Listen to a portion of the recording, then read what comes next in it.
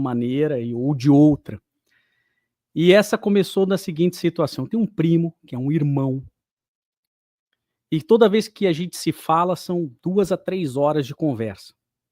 Para começar. A esposa dele fala: desliga esse telefone, você não para de falar com ele. Vários assuntos. E esse assunto começou assim, né? Uma dessas conversas em que ele me perguntou assim: mas e aquele trecho da Bíblia? Fiquei pensando, né? Bíblia, né? Que Bíblia é um negócio meio grande, né? Tem 1000 anos de história. São 1000 anos, assim, naquele trecho da Bíblia que diz que Cristo, Jesus, foi homem em toda a sua plenitude. Eu falei, porque eu já perguntei, palavras dele, eu já perguntei para vários religiosos, pessoas que estão no meio, pastores e tal, e sobre a plenitude de Cristo em relação a ter sido um homem de toda a plenitude. Aliás, tem alguns autores que chegam por conta disso a dizer que a plenitude, ele foi homem em toda a sua plenitude, inclusive nas relações de comer, beber, praticar relações sexuais e parará, inclusive talvez tenha casado com Maria Madalena, tenha filhos, aí tem um cara que escreve um código da Vinci, né? Muito louco, é muito bom de ler, eu leio rápido, é uma porcaria, porque historicamente não faz sentido nenhum, mas é bom de ler. E aí eu falei assim, puxa, aí começamos a conversar, e ele falando sobre isso, que já perguntou, e muitos religiosos começaram que cocô, não é isso que significa, não é isso, parará. Eu falei assim, olha, me dá 2 semanas que eu vou te responder. Porque existem momentos da nossa vida, eu falo, que você não pode dar uma resposta pronta. Você vai falar assim, olha, deixa eu pensar e eu te respondo. Isso é uma prática que eu uso para toda a minha vida. Pessoa me deu... Tempo atrás, o meu chefe me ligou me dando uma promoção. Olha, você vai receber uma promoção e tal. Eu falei, puxa, fiquei muito feliz. Você me dá um tempo para pensar se eu quero? Porque, óbvio, que ninguém me dá promoção sem me cobrar coisas depois, né? Ou vocês acham que é pelos meus lindos olhos azuis? Que eu nem tenho. Eu falei assim, não, me dá um tempo para eu pensar. Posso te responder até sexta-feira? Isso era uma quarta. Tudo na vida você tem que pensar se você está disposto a aceitar esse novo desafio. E a gente tem que ter um tempo. Como diria Sócrates, o pensamento é um parto. Sócrates era filho de parteira. E para que você possa parir um pensamento, primeiro você tem que fecundar esse pensamento. Você já viu parto sem fecundação? Não, você tem que fecundar. Então você tem que fecundar. Mas não basta só fecundar, tem que gestacionar. Alguns pensamentos precisam de 9 meses, alguns precisam de 1 ano, alguns precisam de 3, 4 encarnações. Para a gente poder fazer essa gestação. E aí, porque senão você fala qualquer coisa. Você fala qualquer coisa. Então você tem que fecundar. Para fecundar, você tem que ler. Sim ou não? Ler, estudar e tal, não sei o que lá. Aí depois você vai amadurecer aquele pensamento. Vai fazer o processo de gestação. E aí depois você vai parir. Já tiveram parto, era só o normal na época de Sócrates. Cesariana só veio com Júlio César, por isso chama-se cesariana, tá? Então, só lá depois, 200, 300 anos depois, veio cesariana, tá? Por isso que ele leva esse nome. Antes era parto normal. Vocês já viram parto normal? Como é que é parto normal? Fulana tava lá ainda, de repente pariu, não é assim? Isso é parto de piada. O parto é um processo. Parir um pensamento é um processo. Você tem que, depois da gestação, parir. Fazer força. Empurrar para fora. Senão, não sai. É processo. É por isso que Sócrates falou parto. O pensamento é um parto. Porque existe um processo. E eu falei, posso te responder daqui a 2 semanas? E eu respondi para ele. Eu falei, cara, por quê? Porque eu falei, primeiro eu tenho que achar onde que está esse trecho que eu não estou lembrando. Depois eu tenho que estudar esse trecho e o contexto. E depois eu tenho que entender, porque sabe como é que é, lembra? Marisa pediu para eu fazer a palestra de Páscoa, eu fiquei 1 ano e meio estudando o Êxodo. Mas eu fiz a palestra antes disso. Mas depois eu fiquei estudando 1 ano e meio o Êxodo. Eu falei, cara, eu preciso entender isso como um todo. Porque você precisa entender. E aí eu fui lá, achei. Esse trecho tá lá em Colossenses. E aí, só que não é isso que está dizendo. Então, diz assim o trecho correto: pois em Cristo habita corporalmente toda a plenitude da divindade. Ah, então tem uma diferença. Não é? Jesus foi homem ou corporalmente, depende da tradução, porque a tradução é complexa, né? Em toda a sua plenitude. Não. Enquanto homem, ele foi Deus na sua plenitude. Na plenitude de Deus. Só que esse é o problema de estudar um trecho. Porque você não pode pegar um trecho. Acabamos de falar na aula aqui que por um trecho eu provo que Deus gosta mais dos careca do que dos cabeludos. Pega o segundo livro de Reis. Né? Falamos agora. Foi ou não foi? Tava lá Eliseu, tranquilo, descendo, Parari, discípulo de Elias. Né? Umas crianças falaram, sobe calvo. E Eliseu virou, amaldiçoou as crianças, veio uma ursa e matou 42 daquelas crianças. Tá lá, segundo livro de Reis. 19, 20, 21, 22. Deus gosta mais dos carecas do que dos cabeludos, sim ou não? Esse é o problema de pegar um trecho, senhores. Você tem que ler no contexto. Aquilo ali é uma história. Existe um caminho para chegar nessa frase. Aí eu fui pegar o caminho. Eu falei, deixa eu entender a parte que fala. Porque o problema dessas cartas e desses textos, e o problema da Bíblia como um todo, a Bíblia que a gente tem, com número, com capítulo, com versículo, vem em 1500. Até 1500 era um texto que sem ponto, sem pontuação, de cabo a rabo, sem maiúsculo, sem minúsculo. Era assim que escrevia, de cabo a rabo. Fica difícil, não fica? Onde que tá isso aqui? Aí tá em algum lugar aqui. Era assim. Ah, vamos botar número e tal, isso só veio em 1500. Agora a nossa vida é tranquila. E aí eu fui lá, no trecho. Carta aos Colossenses, né? Tenham cuidado para que ninguém os escravize a filosofia vãs e enganosas, que se fundamentam nas tradições humanas e nos princípios elementares desse mundo, e não em Cristo, pois em Cristo habita corporalmente toda a plenitude da divindade. E por estarem nele, que é o cabeça de todo o poder e autoridade, vocês receberam a plenitude de Deus.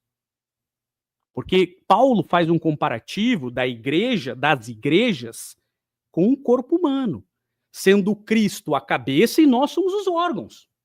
Então, se a cabeça tem a plenitude da divindade, nós recebemos também esse benefício. Olha que legal.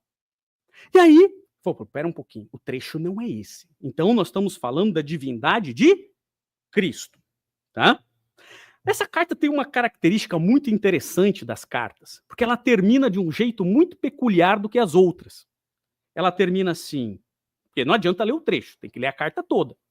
É rapidinho, esses 4 capítulos dá para ler uma sentada, né? Só que ela termina assim, eu, Paulo, escrevo essa saudação de próprio punho. Lembre-se das minhas algemas. A graça seja com vocês. Espera. Como assim? Ele escreveu, por que ele, se ele está escrevendo a carta de Paulo, por que ele está dizendo que ele mesmo está assinando de próprio punho? Olha, eu vou fazer a palestra eu mesmo, com a minha própria voz. Sim, eu imaginei que você ia usar a voz de quem? Não, eu vou mandar alguém. Não. Então a gente tem que entender qual que é o contexto. Por que Paulo escreve isso? Qual é essa peculiaridade? O que acontecia? Como que é a carta de Paulo? Então, eu acho que para entender carta de Paulo, eu já expliquei a carta aos Coríntios, não é aos corintianos, não, o pessoal pensa que é aos corintianos, é aos Coríntios. Já fizemos aquela palestra sobre a carta aos Coríntios, explicando um pouquinho, então eu sei que quem já assistiu aquela palestra, eu vou ter que repetir alguns pontos fundamentais, porque para entender carta aos Colossenses, a gente tem que entender quem foi Paulo de Tarso, sim ou não? Depois a gente tem que entender o que era a igreja de Colossos, para a gente poder entender como que era essa igreja, era constituída, o que acontecia lá e tal. A gente tem que entender o que são as cartas de Paulo. Ah, Ayrton, mas estudar as cartas de Paulo é muito chato, senhores. São 27 textos no Novo Testamento. 21 são cartas. Então isso é meio importante, sim ou não? 17 escritas por Paulo, ou atribuídas a ele. Então, a maior parte do conhecimento do que nós temos de cristianismo decorre de Paulo. E a gente tem que estudar. Por que que foi feito? A maior parte do Novo Testamento está ali. E aí nós temos que entender o problema da igreja de Colossos. Para a gente poder entender o que estava acontecendo e por que ele escreveu isso. Porque se já escreveram carta para alguém, conhecem cartas? Eu sei que é e-mail. Faz de conta, e-mail. Como é que você começa com uma carta? Epístola. Não tem grande diferença entre epístola e carta, tecnicamente falando. Talvez a epístola um pouquinho maior do que a carta. Mas uma carta, ela é, primeiro, tem um endereçamento, sim ou não? Então você vai dizer, eu estou escrevendo isso aqui para você, sim ou não? Só que a carta no tempo de Paulo não era necessariamente para uma pessoa. Era para ser lida na igreja. Segundo, você tem que ter um objetivo, sim ou não? Qual era o objetivo daquela carta? Então, o que estava se tratando? Estou respondendo teu e-mail por causa disso, não é assim? E terceiro, você tem o fechamento. Saudações, obrigado aí, galera, e tal. Falei, assim? Sim ou não? Era isso. Carta é isso. A gente tem que ler carta como isso. Senão a gente pensa que ele é um texto de cabo. Sabe como é que eram organizadas as cartas? Como são organizadas as cartas na Bíblia? Isso é a Bíblia, conhece, né? O Novo Testamento. Essa organização funciona assim, ó. A primeira parte é para as igrejas. Então, seleciona todas as cartas que foram feitas para as igrejas e junta. E depois para as pessoas. Timóteo, tal, parari. Então, dentro das cartas para a igreja, desse bloco, e para as pessoas, elas são organizadas por tamanho. A maior primeiro e a menor depois. Vocês achavam que estavam lendo na sequência. É por tamanho. Então, é um absurdo. Mas não concordo com essa classificação. Exato, sim. Ninguém pediu orientação para você. Mas eu preferiria ler ela numa ordem cronológica, sim ou não? Tanto que fica mais fácil entender. Porque quando você pega a carta aos Hebreus, Paulo estava maduro. Paulo demorou entre 30 e 50 anos para escrever todas essas cartas. Quando ele escreveu a primeira carta, Paulo era 50 anos depois, ou 30 anos depois, ninguém sabe essas datas exatamente, nós somos outra pessoa, sim ou não? Maduros. Carta aos Romanos é uma carta madura. Carta aos Hebreus é uma carta difícil de ler. Porque não é para você, é para os hebreus. Se você não conhece a cultura hebraica, você vai achar bem difícil. Se você não conhece as tradições hebraicas, você vai achar bem difícil. Então, primeiro você tem que entender a tradição para depois você entender o que o Paulo estava querendo dizer. Senão você cai na boca miúda. Senão você vai achar que Paulo é machista. Senão você vai achar que Paulo é preconceituoso. E aí, se você não compreende o conceito, você fica que nem todo mundo dizendo, porque lá na carta aos Romanos está dizendo mais vale a fé do que a obra. Mas Kardec falou que vai a obra que vale é a obra. Fora da caridade não há salvação. Mas Paulo não está dizendo sobre isso. A obra são os 613 mandamentos da lei, da Torá. Essa é a obra. Mais vale você ter fé, confiança em Deus, do que você apedrejar a adúltera. É isso que Paulo está dizendo. É isso que significa. Mais vale a fé do que a obra. Senão a gente cai no comum. Senão a gente cai no dia a dia. Mais vale a fé do que cumprir a lei mosaica no seu estrito senso que vai acabar. É isso que está dizendo lá. Então vamos lá. Vamos entender Paulo de Tarso. A melhor definição de Paulo de Tarso, para mim, está lá em Paulo e Estevão. Emmanuel descreve Paulo dizendo assim: estamos na velha Jerusalém, numa clara manhã do ano 35. Dentro em breve, um carro minúsculo, semelhante às bigas romanas, estacava à porta, tirado por 2 soberbos cavalos brancos. O jovem Saulo, era Paulo, né? Paulo adota o nome Paulo depois, mas ele chamava Saulo, tá? O jovem Saulo apresentava toda a vivacidade de um homem solteiro, bordejado aos seus 30 anos, na fisionomia cheia de viralidade e máscula beleza.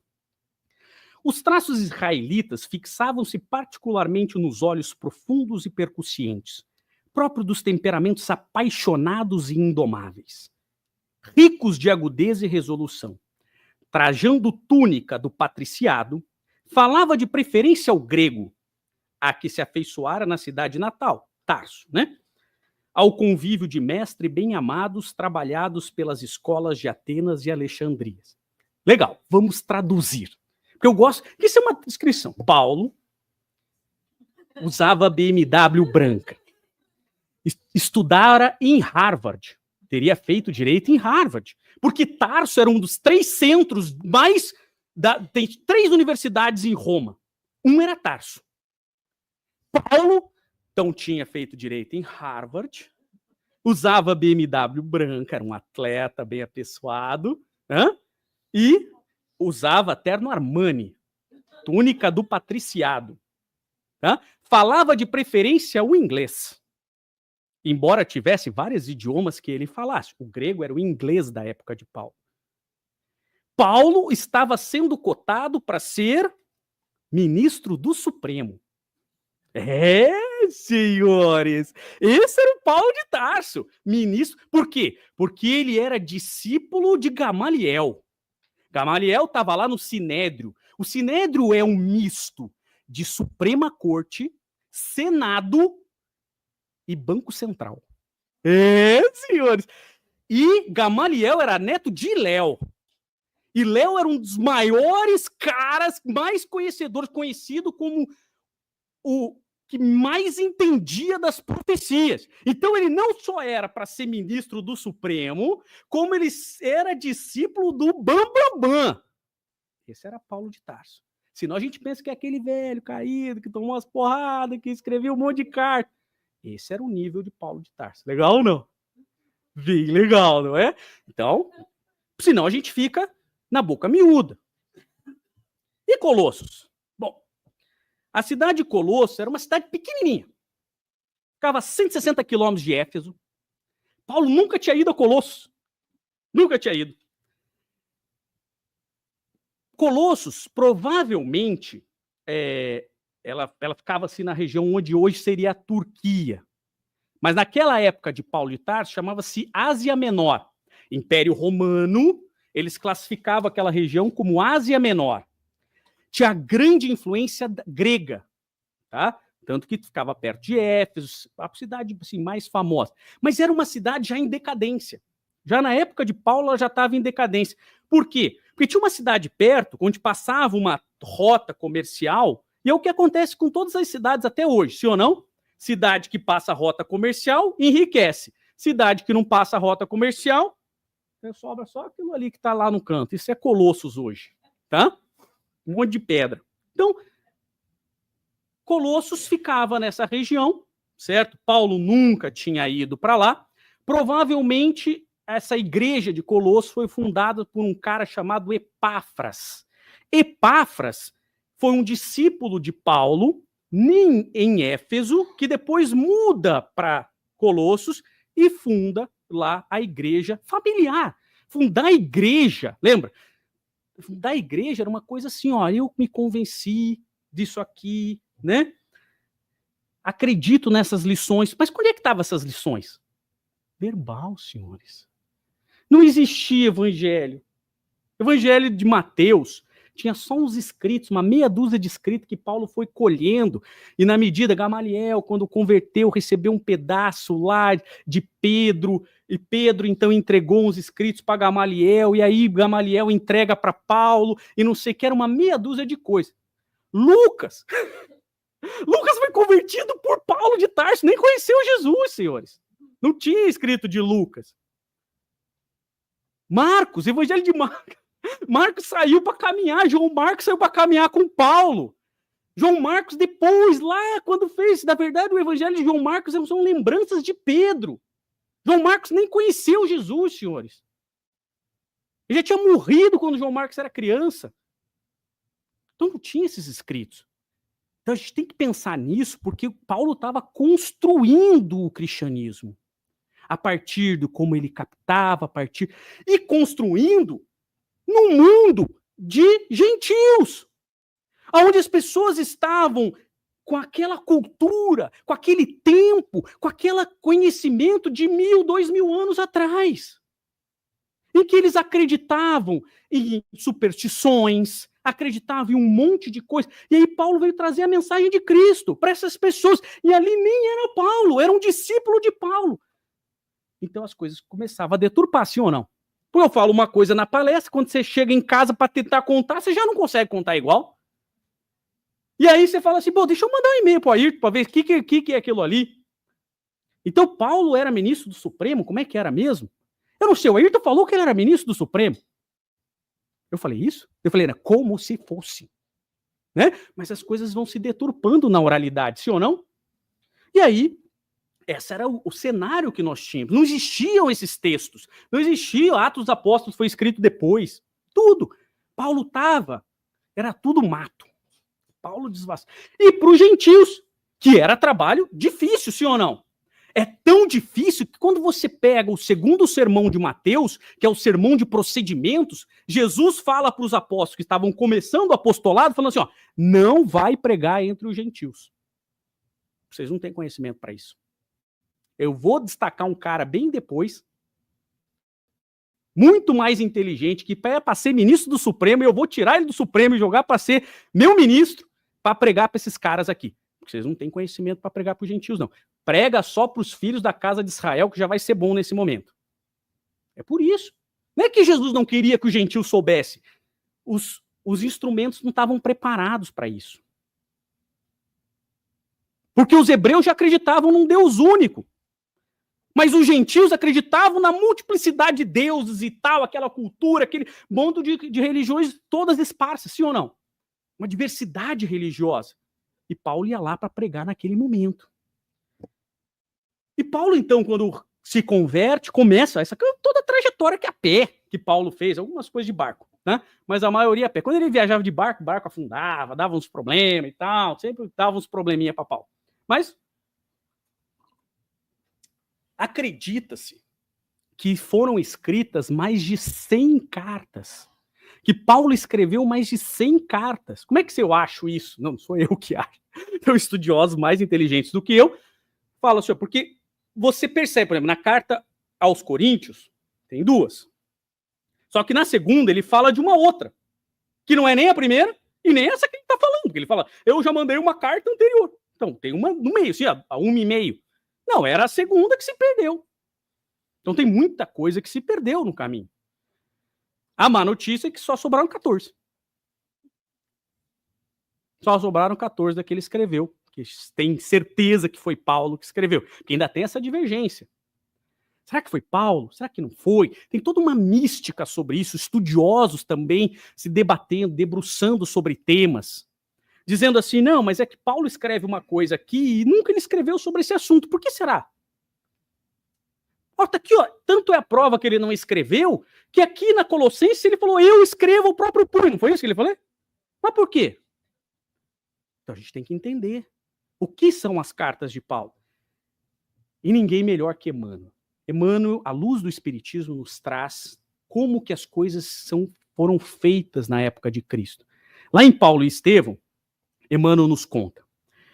Sentindo-se incapaz de atender todas as necessidades ao mesmo tempo, o abnegado discípulo do Evangelho, valendo-se um dia do silêncio da noite, quando a igreja se encontrava deserta, estava em Corinto, rogou a Jesus, com lágrima nos olhos, não lhe faltasse com os socorros necessários ao cumprimento integral da tarefa.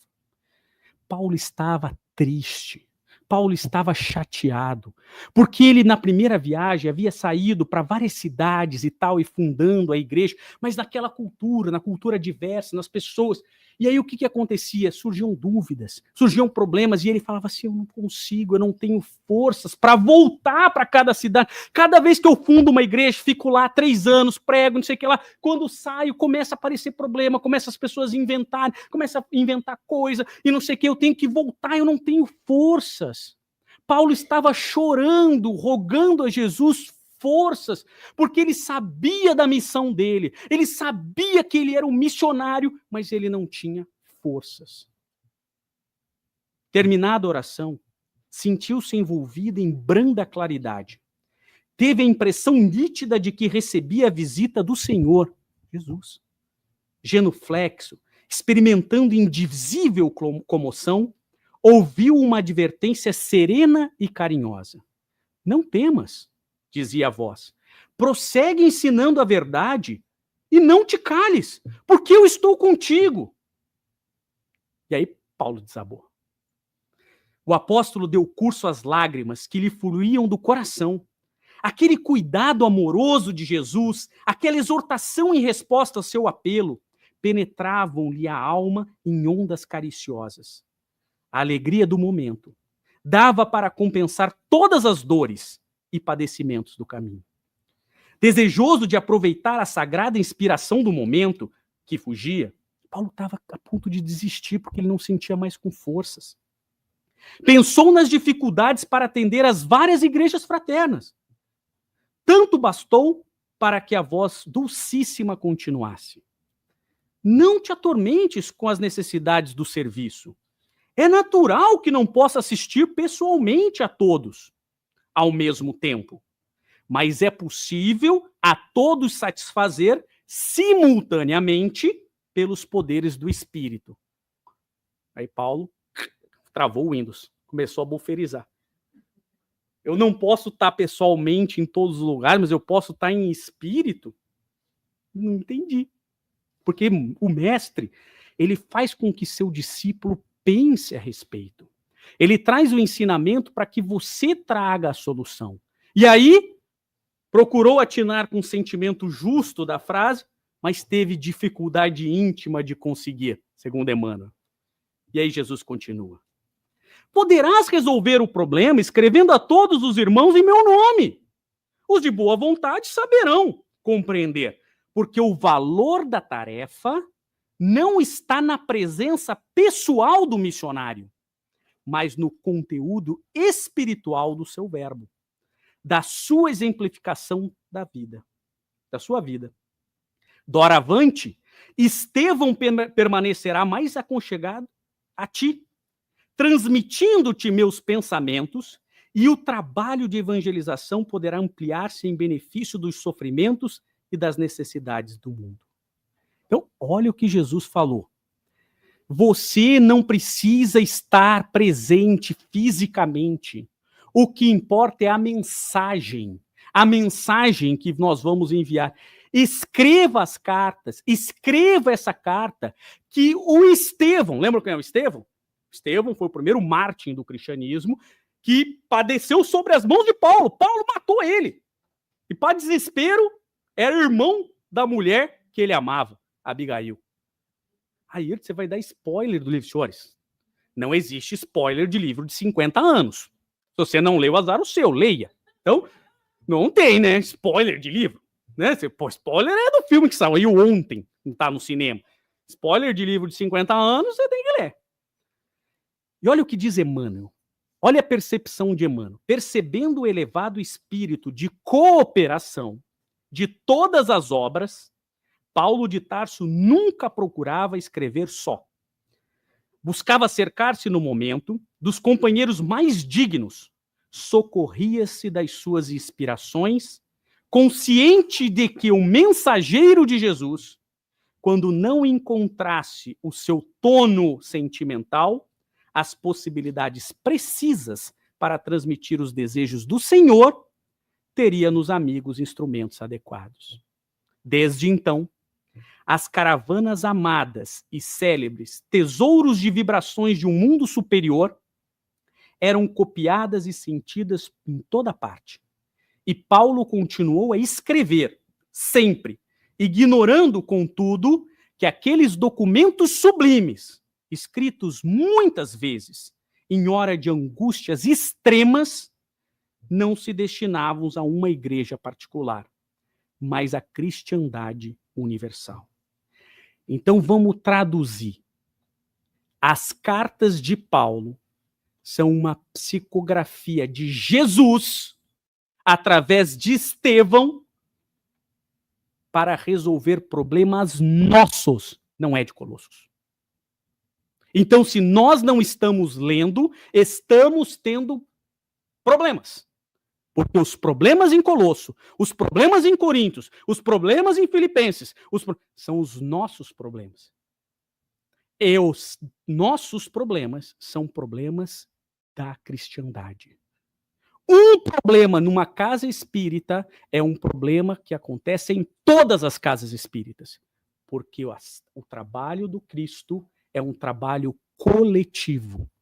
E é por isso que Paulo de Tarso não escrevia sozinho, porque nem sempre nós estamos bem. Então as cartas muitas vezes eram ditadas e escritas por alguém que estava ali escrevendo. E Paulo ditando.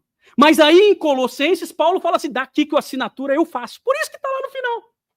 Eu, Paulo, assino aqui a próprio punho. Legal ou não? Senão, e aí por que a gente não encontra dentro das cartas o mesmo estilo linguístico? Porque eram outras pessoas escrevendo. Agora, a mensagem é de Cristo. Então, o que traz as cartas são mensagens de Cristo para cada um de nós. E muitas vezes a gente acha que o livro trazido por André Luiz é uma luz. E é. Só que é uma luz trazida por André Luiz. Aqui nós temos uma luz trazida por Cristo. Tem um pouco de diferença.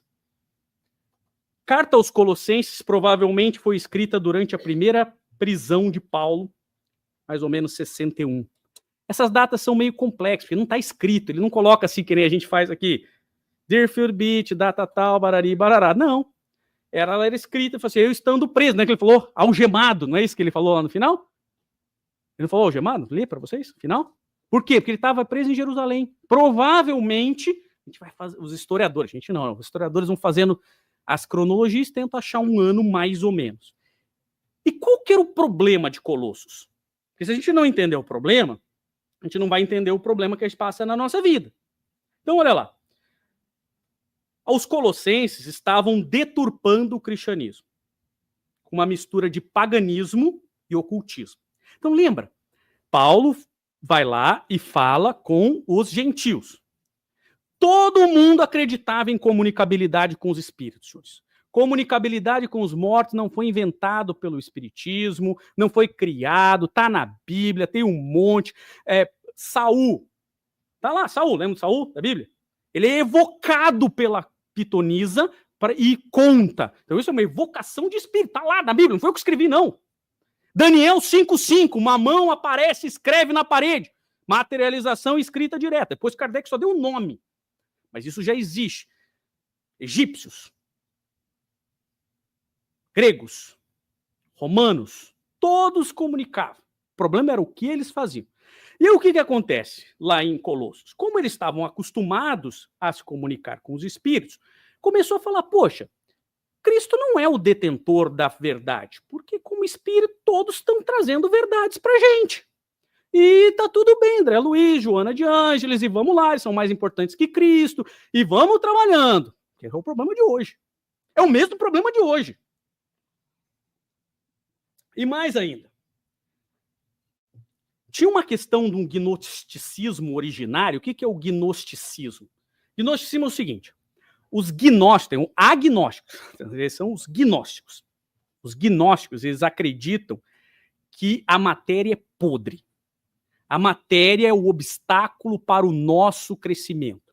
Então, nós temos que sacrificar a matéria. Tem que parar de comer um monte, ficar só de oração, porque o que importa é o mundo espiritual. É isso que importa. Então, Colosso, ela passava por esse problema. A matéria não serve para nada, os espíritos estão aqui dizendo, nós temos amuletos, nós temos isso, nós temos aquilo, e e Cristo é mais um. Cristo, na verdade, os colossenses falavam assim, Cristo, ele é um semideus. Ele não é nem Deus, mas também não é mortal. Ele é como se fosse um Aquiles. Lembra? Sociedade grega. Sociedade grega. E é o que nós temos hoje. Jesus é mais um. Jesus é mais um cara que está aqui. E tá tudo bem, tem tantos espíritos. Chico Xavier tão mais importante. Não, não é. E não sou eu que estou dizendo, é ele mesmo. Ele falava assim, eu sou um cisco de Deus. Eu sou um cisco perto do mestre. Isso não quer dizer que ele não era importante, porque eu sou um cisco, talvez nem isso, perto dele. Tá? Mas o que importa é o seguinte, esse era o problema. Então o problema de Colosso era assim, devo comer esse tipo de carne ou não devo? Esse era o problema. Eu devo comer lentilha no ano novo ou não? Isso traz sorte? Eu devo vestir branco no ano novo? Esse era o problema de Colossos, traduzido à atualidade. Será que eu posso comer bicho que cisca para trás? Eu tenho que vestir branco ou amarelo que dá sorte? Eu devo armar a árvore de Natal? A bolinha tem que ser vermelha? Isso tudo é bobagem. Não existia árvore de Natal na época de Jesus. Isso foi criado na Idade Média. É uma incorporação pagã. Mas tem umas coisas mais importantes. Eu tenho que apagar a luz para fazer a prece. Eu tenho que fazer o passe assim, senão não sei o quê. Eu tenho que fazer assado. A luz tem que estar de tal cor. Isso é bobagem, senhores. Isso é bobagem. A gente faz porque a gente ainda é tão ligado à matéria que para a gente se concentrar, a gente tem que apagar a luz. Eu tenho que psicografar assim, ó. Que nem o Chico. Por que o Chico psicografava assim, senhores? Porque ele tinha problema no olho, a luminosidade afetava a vista dele, senhores. Sabe? E a gente vai criando misticismos, vai criando coisas que não existem dentro da nossa própria doutrina. Esse é o problema de Colossos. Esse é o problema de Colossos. Porque a gente lê num livro de André Luiz que chega um espírito iluminado e ela começa a orar e falar e ela brilha em tons dourados e não sei o quê. E na nossa pequenez a gente acha que se botar uma luz dourada isso vai resolver o teu problema de falta de caráter, de maledicência, de maldade. O teu e o meu, né? Tô falando para mim. Esse é o ponto. Esse é o problema de Colossos. Então, existem vários pontos na carta de Colossos, mas eu vou abordar 4 pontos fundamentais. O primeiro deles é a autoridade do Cristo. O segundo é o pensamento com foco no mundo espiritual e não no mundo material. O terceiro é o dever do seguidor do Cristo, vícios e virtudes. E o quarto é o amor mútuo e a harmonia. Então vamos lá. Primeiro deles.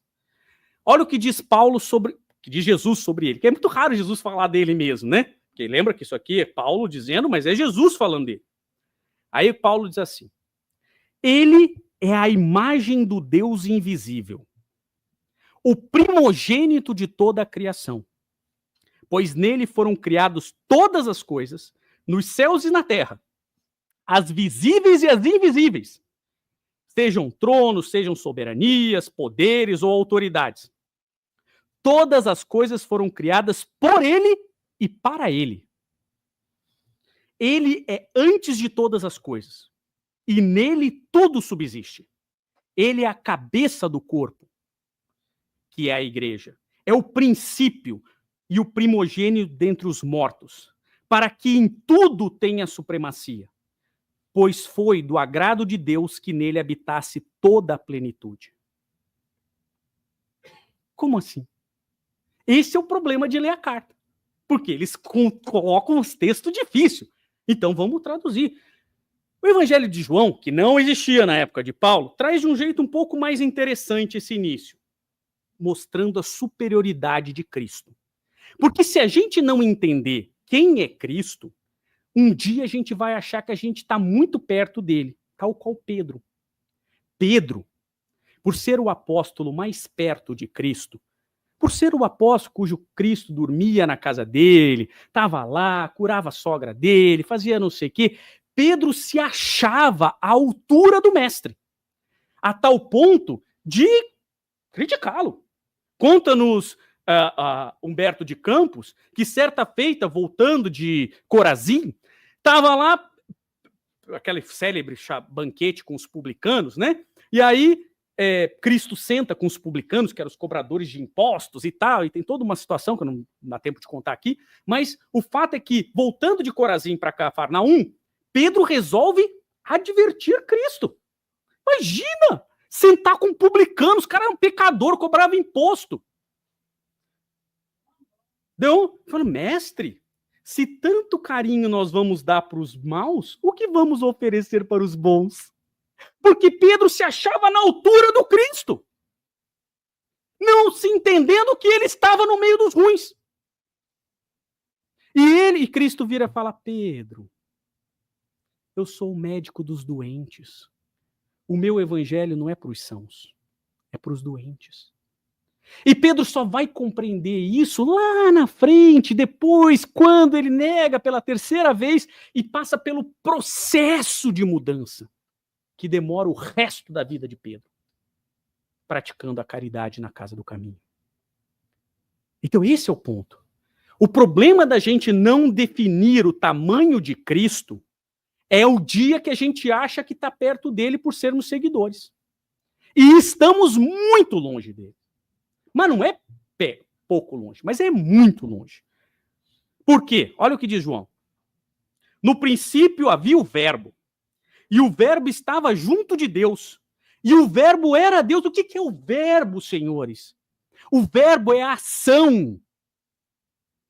No princípio lá, quando você pega a Gênesis, que está escrito lá, Elohim criou o mundo, né? Criou o céu e a terra. Elohim são deuses. Não é Deus. Elohim, em hebraico, para quem não sabe, eu estudo a Bíblia em hebraico, Elohim são deuses. Deuses criaram o céu e a terra. Quem eram esses deuses? Esse aqui, ó. O verbo. O verbo aplica a vontade de Deus. Ele é a ação de Deus. Então, no princípio, havia o verbo. E o verbo estava junto de Deus. E o verbo era Deus. Ele estava com Deus no princípio, junto de Deus. Todas as coisas foram feitas por intermédio dele. Sem ele, nada do que existe teria sido feito. Nele estava a vida. A vida era a luz dos homens. A luz brilha nas trevas e as trevas não as derrotam. E o que é isso? Ai, mas é muito difícil de entender esses textos lá do passado. Então vamos atualizar. Emmanuel.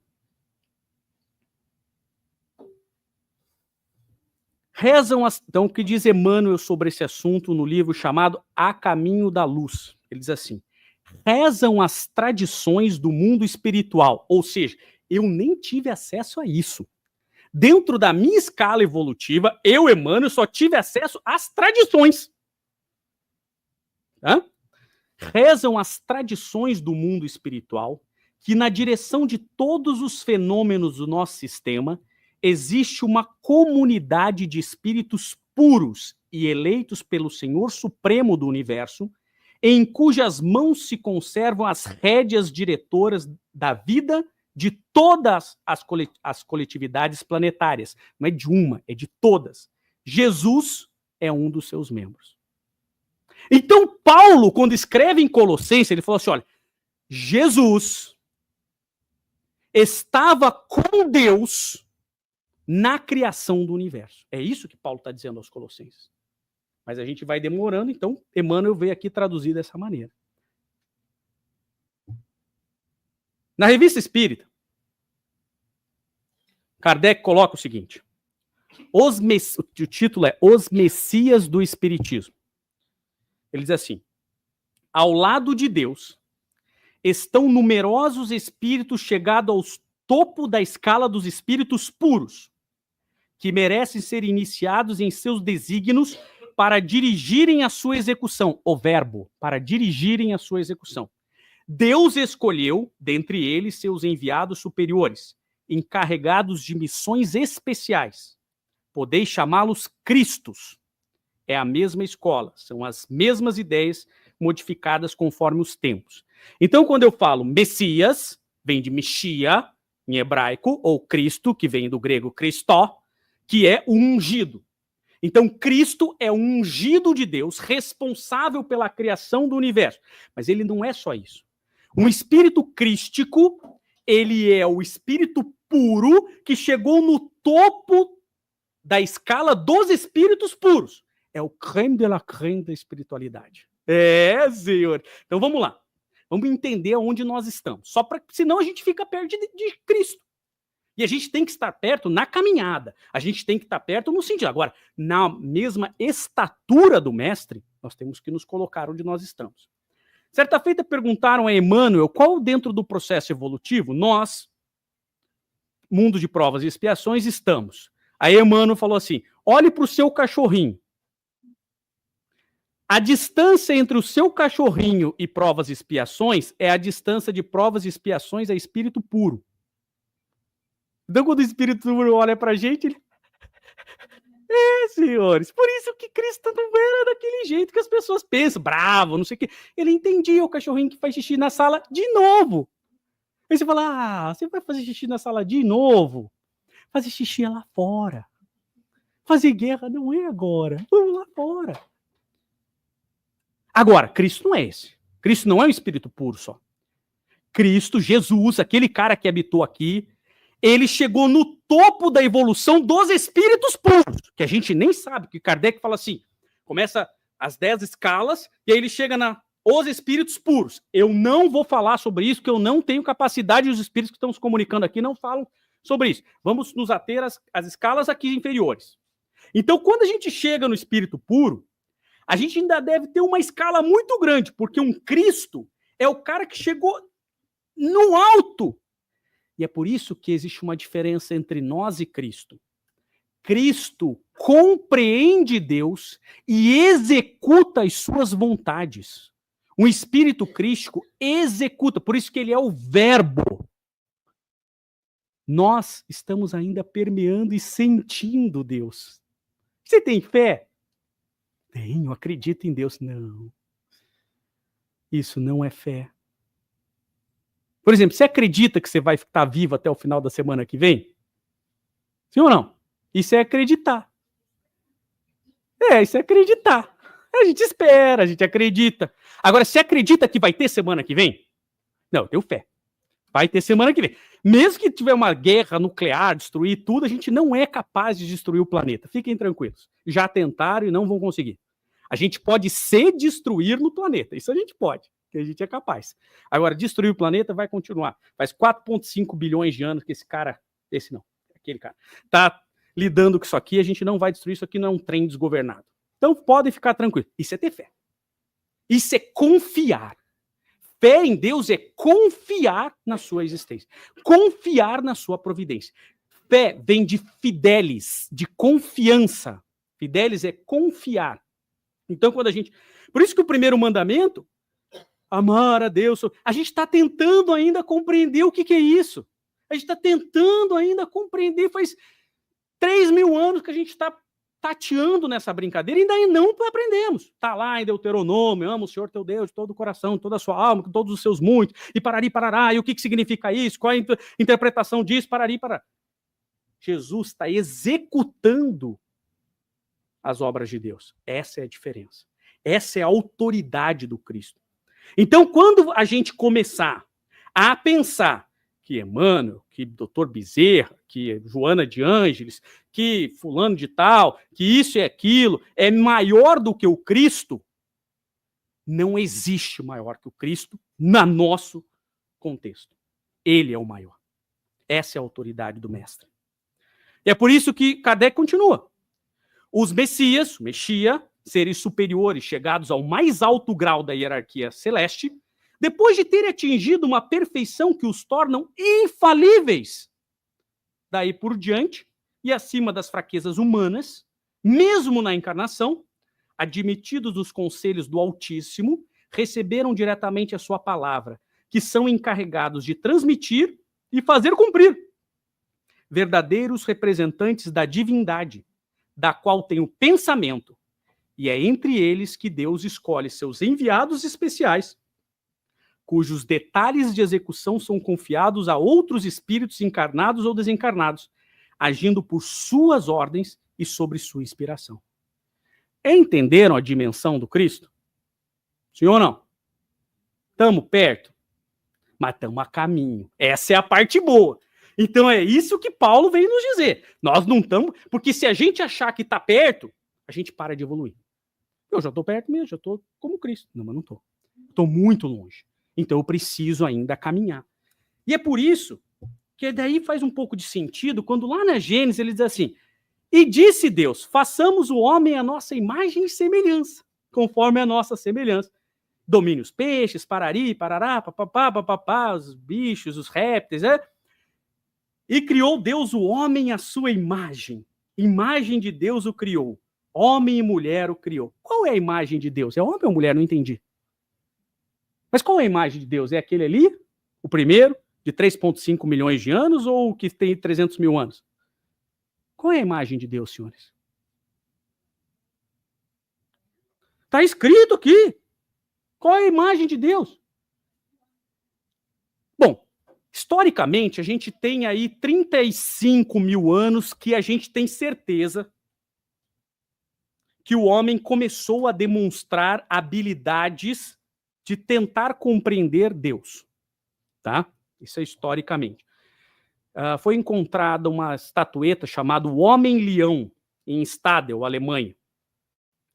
E nas palavras, aliás, recomendo bastante a leitura, Yuval Noah Harari, Uma Breve História da Humanidade. E ele diz assim: essa estatueta, que é uma estatueta de um homem com cabeça de leão. Vocês já viram um homem com cabeça de leão andando por aí?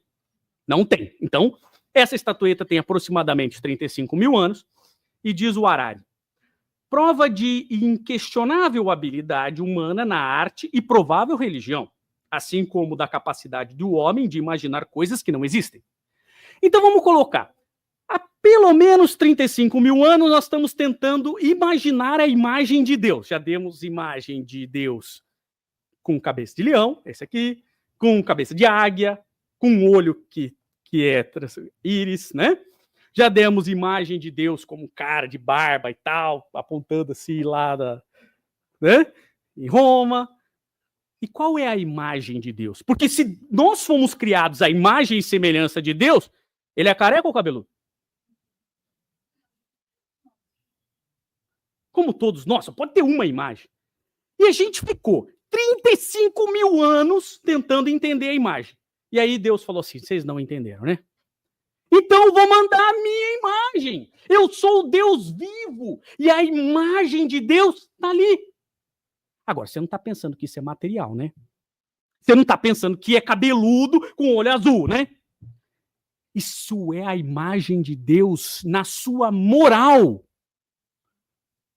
Então, se a gente está há 35 mil anos discutindo qual é a imagem de Deus, Deus mandou a imagem do Deus vivo. É por isso que Paulo fala, ele é o Deus vivo, o verbo da criação. Inspire-se nele. Eu vou deixar o cabelo comprido. É isso?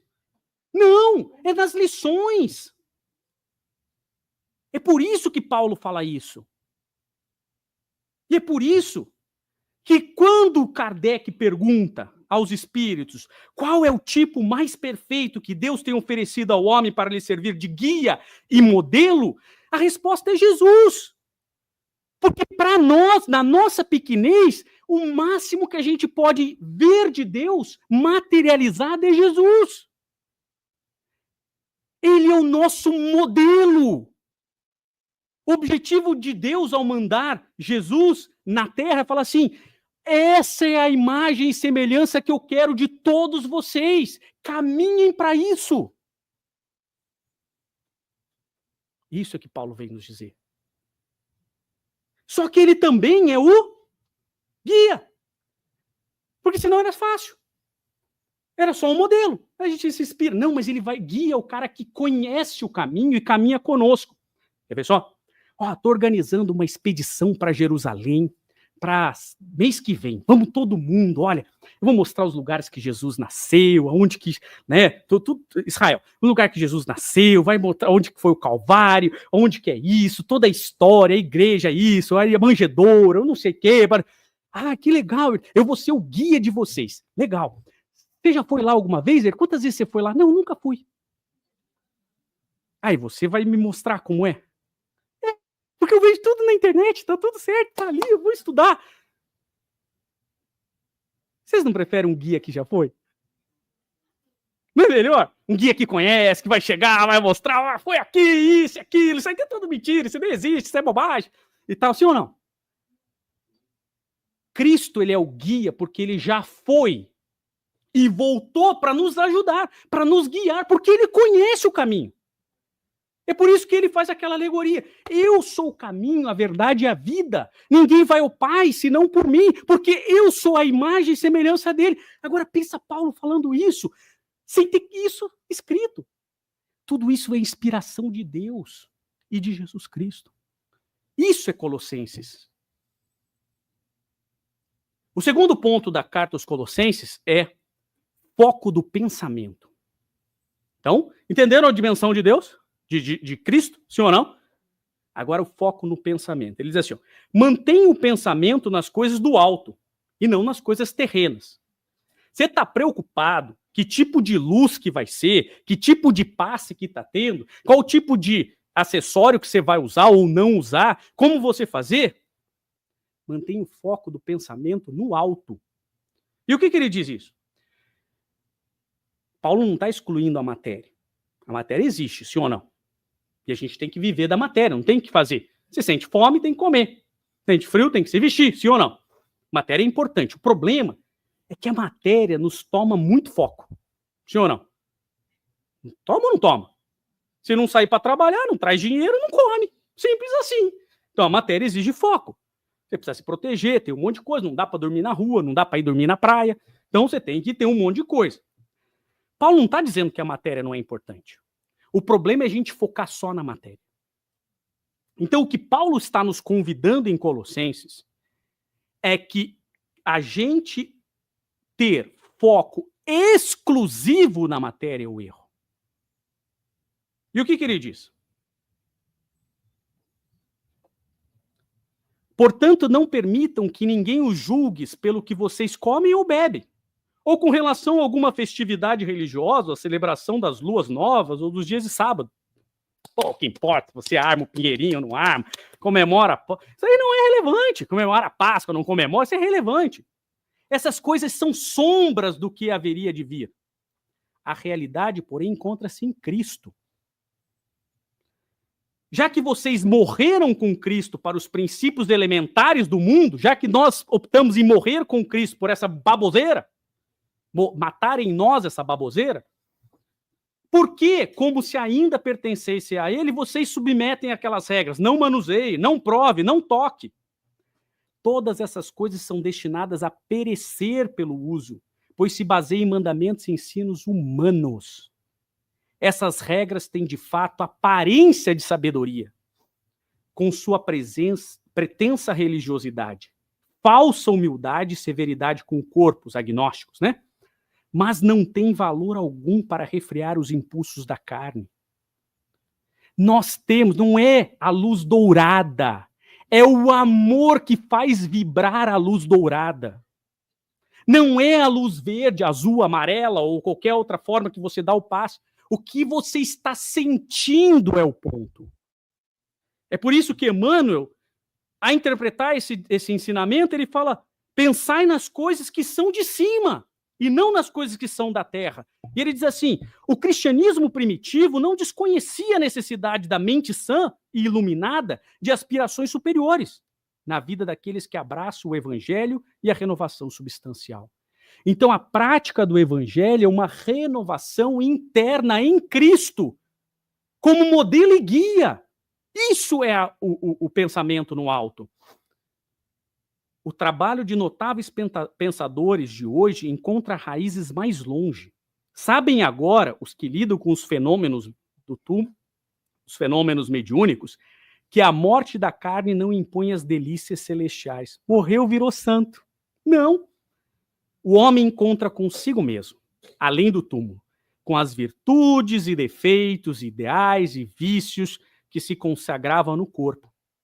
O criminoso imanta-se ao círculo dos próprios delitos, quando se não algema aos parceiros na falta cometida. O avarento está preso aos bens supérfluos que abusivamente amontoou. O vaidoso permanece ligado aos títulos transitórios. O alcoólatra ronda as possibilidades de satisfazer a sede que lhe domina os centros de força. Quem se apaixona pelas organizações caprichosas do eu, o egoísmo, gasta longos dias para desfazer as teias da ilusão em que segrega a personalidade. O programa antecede o serviço. O projeto traça a realização. O pensamento é energia irradiante. Espraiemo-lo na terra e prendermos-emos naturalmente ao chão. Elevemo-lo para o alto e conquistaremos a espiritualidade sublime. Nosso espírito residirá onde projetarmos nossos pensamentos, alicerces vivos do bem e do mal. Por isso mesmo que dizia Paulo aos Colossenses, né, sabiamente, pensai nas coisas que são de cima.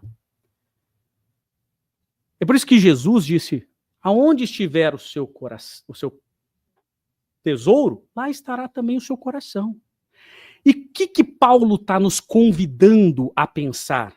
Que diante das dificuldades, dos desafios, das dores, temos que treinar o nosso pensamento. Olhar as coisas para o alto. Considerar que existe um propósito de Deus para as nossas vidas. E que ninguém, nunca e em nenhum momento estará desamparado por Deus. Então, naquelas dores, naquele momento de dificuldade, que a matéria nos impõe, muitas vezes, nós temos que fazer um voo de águia e olhar por cima. Qual o propósito disso? É isso que Paulo nos fala aos Colossenses. Não é que não vai doer, mas é mais fácil saber por que dói, né? É mais fácil saber que essa dor tem um fim, que ela é um resgate. Esse é o ponto. Deveres do seguidor de Cristo, vícios e virtudes. Então, Paulo agora vai trabalhar o que nós temos enquanto seguidor de Cristo. E ela é autoexplicativa, olha que legal. Olha o que diz Paulo. Então, nós optamos em ser cristãos, sim ou não? Ninguém nos impõe, nós temos um modelo, nós vamos nos guiar. E quais são os nossos deveres quanto aos vícios? Assim façam morrer tudo o que pertence à natureza terrena de vocês. Imoralidade sexual, impureza, paixão, desejos maus e ganância, que é a idolatria. É por causa dessas coisas que vem a ira de Deus sobre os que vivem na desobediência, ou seja, sofremos porque estamos no erro. Esse é o significado.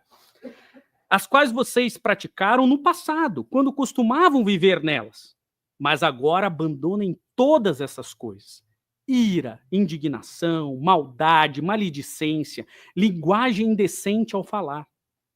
Não mintam uns aos outros, visto que vocês já se despiram do velho homem com as práticas e se revistam do novo, ao qual está sendo renovado em conhecimento, a imagem do seu Criador. É por isso que Paulo começa com a autoridade de Cristo, para mostrar onde que nós temos que mirar. E isso nós temos que sucumbir dentro de nós. Nessa nova vida, já não há diferença entre grego, judeu, circunciso, incircunciso, bárbaro, cita, escravo, livre, homem, mulher, negro, branco, homossexual, heterossexual. Mas Cristo é tudo e está em todos. Olha a lição de Paulo. A gente ainda está discutindo na sociedade quem tem direito de participar da nossa vida social. Cristo está em tudo. E o que ele diz sobre virtudes? Ele fala assim, portanto, como povo escolhido de Deus, ou seja, reservado, santificado, né? Santo e amado. Santo não é esse santo da igreja, santo é reservado. Isso é que você pega e coloca num canto. para ser diferente, né? Revistam-se de profunda compaixão, bondade, humildade, mansidão e paciência. Se a gente quer seguir o Cristo, esse é o modelo. Ele é o modelo porque nós temos que nos moldar. Você já viu aquela massinha que Play-Doh, né? Nós temos que moldar aquilo ali. E o molde é ele. Ele é o molde. Suportem-se uns aos outros e perdoem as queixas que tiverem um contra os outros. Perdoe como o Senhor perdoou. Às vezes a gente fica procurando no texto bíblico uma coisa e tal, e acha tão difícil de ler. Aqui está o caminho. Está muito claro Paulo dizendo que nós não podemos. Mas aí, eu ainda sou maledicente, não tem problema, nós somos assim. Esses vícios nos acompanham há muitas encarnações. O que nós estamos sendo convidados é sucumbi-los. Às vezes, no momento de ira, de raiva e tal, você acaba errando, como todos nós estamos no processo. E acho que essa é a grande mensagem do Espiritismo. Não tem prova final. Reprovou, vai para o inferno para sempre. Legal, né? Tem exame e se você passar, vai para o melhor. Tem exame, reprovou, continua, né? Não tem exame final para sempre. Esse é o grande ponto. Tira o peso da encarnação, que não significa que nós não temos que nos preocupar, porque enquanto tivermos no mal, vamos sofrer. Não foi isso que Paulo falou? Enquanto estivermos praticando a maledicência, a maldade, a idolatria, eu não sei o quê, o egoísmo, papapá, vamos estar sofrendo. Agora, quando nós começarmos a buscar aquilo que é de fato superior, aquilo que é de Cristo, já não sentiremos mais nada. Não sentiremos dor, não sentiremos temor. Por isso que Paulo, quando disse lá, pode fazer o que você quiser comigo, porque já não sou eu que vive, é o Cristo que vive em mim. Eu já não sinto mais as coisas da carne. As coisas da carne já não me afetam mais, porque eu já vivo em Cristo. E aí ele conclui com o amor e a harmonia. Acima de tudo, porém, revistam-se do amor, que é o elo perfeito. Que a paz de Cristo seja o juiz em seu coração, visto que vocês foram chamados para viver em paz, como membros de um só corpo, e sejam agradecidos. Habite ricamente em vocês a palavra do Cristo. Ensinem e aconselhem-se uns aos outros com toda a sabedoria e cantem salmos, hinos e cânticos espirituais com gratidão a Deus em seu coração. A diferença não é o que você canta, é como ele está em seu coração. Tudo o que fizerem, seja em palavra, em ação, façam em nome do Senhor Jesus, dando por meio dele graças a Deus Pai. Então não importa como nós fazemos a nossa prece, não importa como nós postamos a nossa mão, não importa se nós estamos de joelho dobrado ou não estamos, o que importa é o que está dentro do nosso coração. O que nós fazemos para o próximo com esse amor e harmonia. Esse é o molde de Jesus. Esse é o único caminho. E é por isso que ele diz lá no Evangelho de João, no último momento, quando ele já está sabendo que ele vai ser crucificado, logo no dia seguinte ele fala assim, eu vos dou um novo mandamento. Amai-vos uns aos outros como eu vos amei. Porque os meus seguidores serão conhecidos por muitos se amarem. Um bom dia para todos.